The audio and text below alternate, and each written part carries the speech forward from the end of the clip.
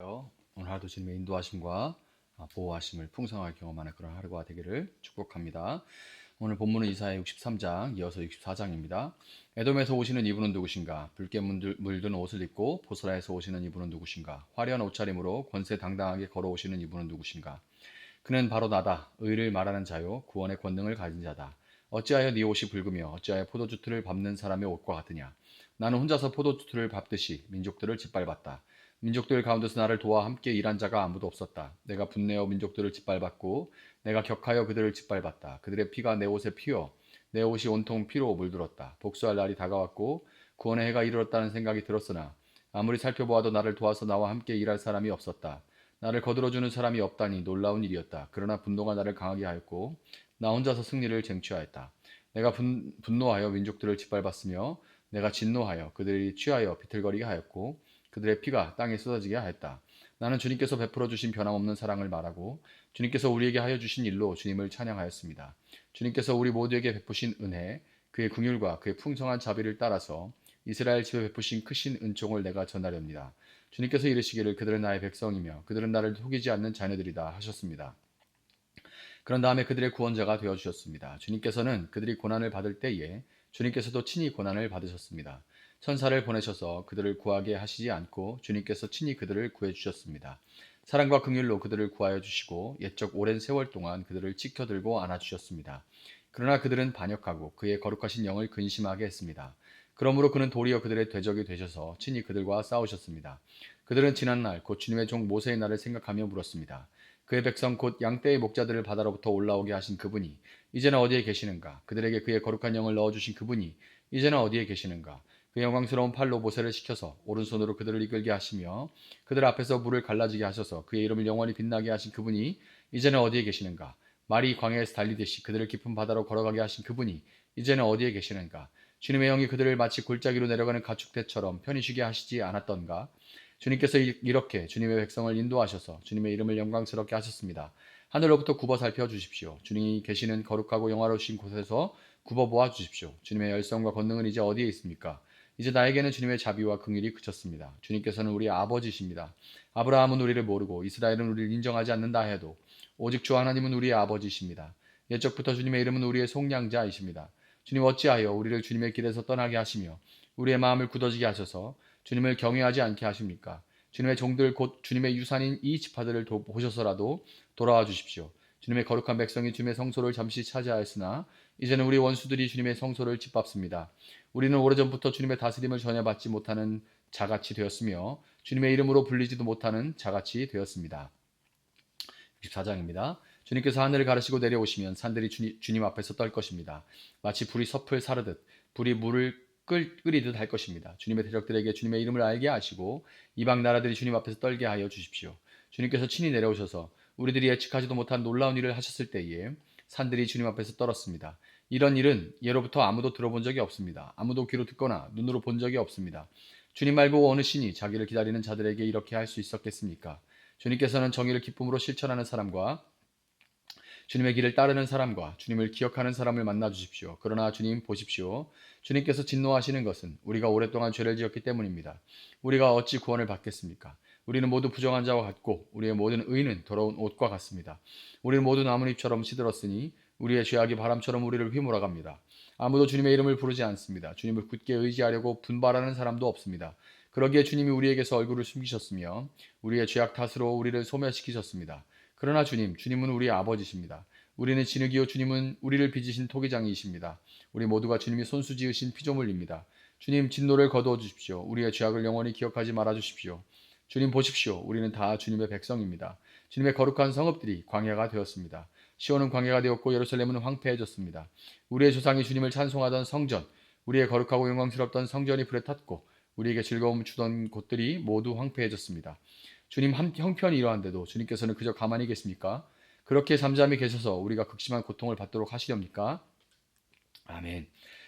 자, 오늘 본문인 이사 63장 후반부에 들어가면 이제 이사야 예언자는 마치 성벽 위에 선 파수꾼처럼 하나님 앞에 호소를 합니다. 정말 절규에 가까운 그런 호소들을 하죠. 주님의 열성과 권능은 이제 어디 있습니까? 이제 나에게는 주님의 자비와 긍휼이 그쳤습니다.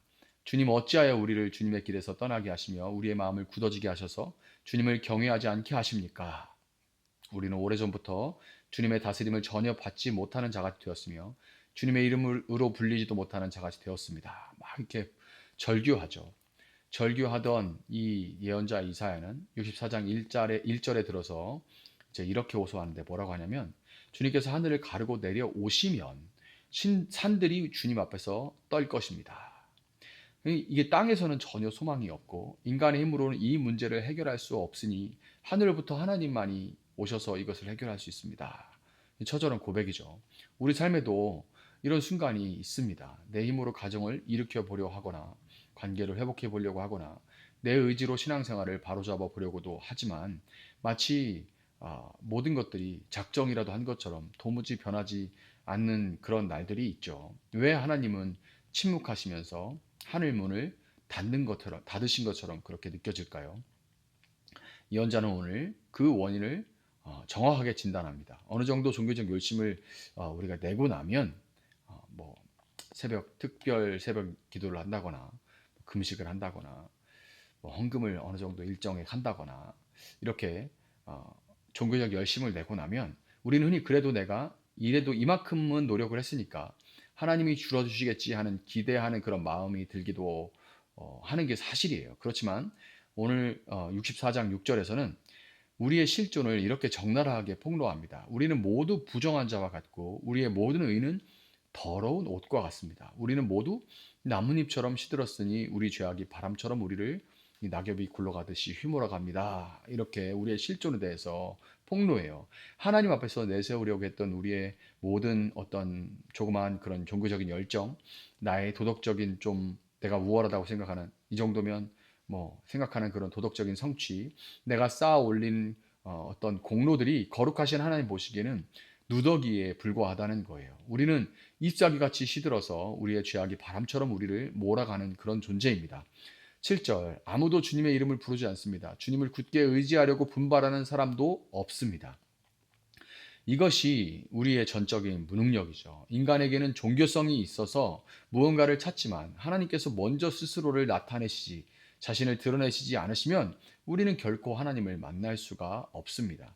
죄에 묶여서 하나님을 찾을 그런 의지조차 상실한 상태, 이것이 우리의 현 주소인 거예요. 그래서 예언자는 8절에서 하나님을 아버지요 토기장이라고 부릅니다. 진흙은 스스로를 빚을 수가 없죠. 진흙은 할 수 있는 일이 토기장의 처분에 맡기는 것 뿐입니다. 자기의 전부를 맡기는 것 뿐이에요. 하나님, 우리는 깨진 그릇입니다. 우리는 더러운 옷을 입은 자들입니다. 그러니 주의 긍휼하심 외에는 답이 없습니다. 이것이 바로 파수꾼의 기도입니다. 상황을 아뢰고 옛적 출애굽 때 행하신 일을 기억하면서 죄를 고백하고 은혜를 구하는 것. 이것이 우리가 기도할 수 있는 전부죠. 그런데 여러분, 이 절망적인 기도에 대한 응답으로 예언자는 남쪽 에돔 방향에서 예루살렘으로 올라오는 한 분을 봅니다. 에돔에서 오시는 이분은 누구신가?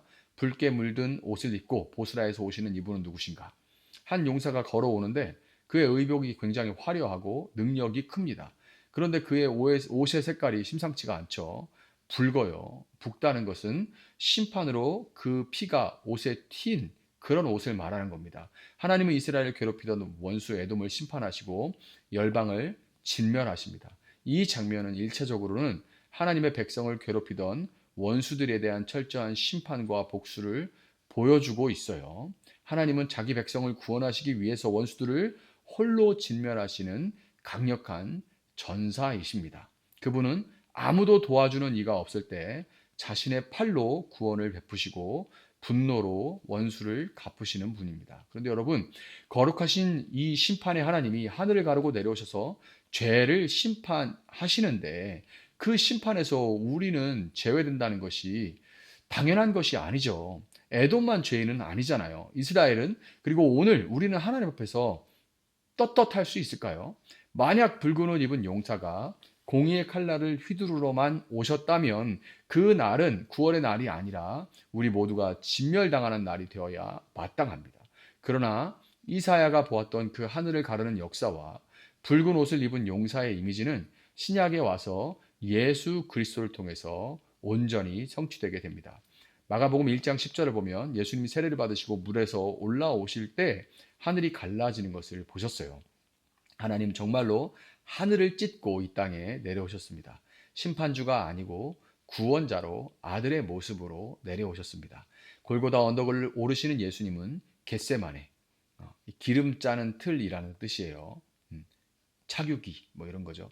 그래서 겟세마네 기름 짜는 틀에서 피 같은 땀을 예수님은 흘리셨고 골고다 언덕이라는 진노의 포도주 틀을 예수님은 홀로 밟으셨습니다. 이사야 63장 5절에 아무리 살펴보아도 나를 도와서 나와 함께 일할 사람이 없었다. 나를 거들어주는 사람이 없다니 놀라운 일이었다. 예수님이 이 말씀처럼 예수님이 십자가를 지실 때 혼자 다 도망가고 사람들은 조롱했습니다. 하나님 아버지조차 그 순간에 십자가를 지시고 예수님이 십자가에 오르실 때 하나님조차 그 순간 얼굴을 돌리셨어요. 주님은 철저히 혼자셨습니다. 그런데 놀라운 차이가 있죠. 이사야 63장의 용사의 옷에 묻은 피는 원수들의 피였지만 십자가 위 예수 그리스도의 몸을 적신 피는 바로 당신의 피였습니다. 주님은 에돔과 같은 원수들을 즉각 밟아 죽이는 대신 친히 십자가에서 하나님의 진노의 포도주 틀에 밟히셨습니다. 64장 6절의 고백처럼 더러운 옷을 입은 우리를 대신해서 주님은 당신의 옷이 붉게 물들도록 피를 흘리셨던 거예요. 우리가 받아야 할 그 에돔의 심판, 우리가 받아야 할 진노를 그분이 홀로 감당하심으로 우리의 원수 갚는 날을 구속의 날로 예수님은 바꿔버리신 겁니다. 우리는 여전히 하나님 어디 계십니까? 라고 묻는 답답한 현실 속에 살 때가 많은 것이 사실이죠. 나의 의로움을 내세워 보려고 하지만 돌아보면 여전히 우리의 옷, 내 옷은 죄로 얼룩진 더러운 옷일 뿐이라는 것을 발견하게 됩니다. 우리는 토기장의 손에 들린 깨지기 쉬운 진흙과 같아요. 그렇지만 여러분, 낙심하지 않기를 바랍니다. 파수꾼의 간절한 기도, 하늘을 가르고 내려오소서라는 그 기도는 이미 응답이 되었습니다. 하늘은 갈라졌고 휘장은 위로부터 아래로 찢어졌습니다. 보스라에서 오시는 붉은 옷 입은 용사, 우리 주 예수 그리스도께서 이미 이 땅에 오셨습니다. 그분은 심판의 두려움이 아니라 구속의 은혜로 우리에게 다가오십니다. 그분이 흘리신 붉은 피가 우리의 더러운 옷을 희게 빠는 능력이 됩니다. 이 새날, 오늘 이 시간이 나의 노력과 나의 의라는 더러운 옷을 벗어버리는 그런 시간이 되기를 바랍니다. 대신에 우리를 위해서 홀로 진노의 포도주 틀을 밟으신, 자신의 피로 우리를 덮어주신 예수 그리스도의 의의 옷을 입는 시간이 되시기를 바랍니다. 토기장이신 아버지의 긍휼을 의지하고 그분의 손에 여러분의 상한 마음을 맡기실 수 있기를 바랍니다. 주는 우리 아버지시오, 우리는 진흙입니다. 이 고백 위에 붉은 옷 입은 용사 예수 그리스도의 승리가 여러분의 삶을 덮어 주시기를 예수님의 이름으로 축복합니다. 잠시 기도하겠습니다. 사랑하시는 주님 감사합니다.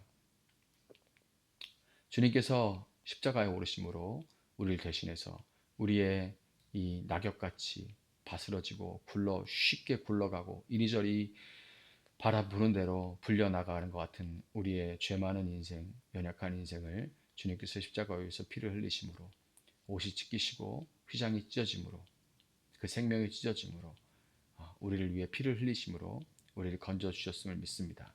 그것을 믿는 우리는 이제 주님의 온전한 백성이 되었사오니 이제 주님의 백성으로서 살아갈 수 있도록 주님 도와주시기 원합니다. 이 놀라운 은혜를 받은 자답게 그 은혜 안에 거하며 은혜를 더욱 풍성하게 누리며 그 은혜를 흘려보내며 살아갈 수 있는 저희 될 수 있도록 주님 도와주시옵소서. 말씀을 붙들고 살게 하시고 말씀의 인도하심을 받는 삶이 되어질 수 있도록 저희들 한 사람 한 사람을 붙들어 주시기를 원합니다. 감사하며 예수님의 이름으로 기도합니다. 아멘.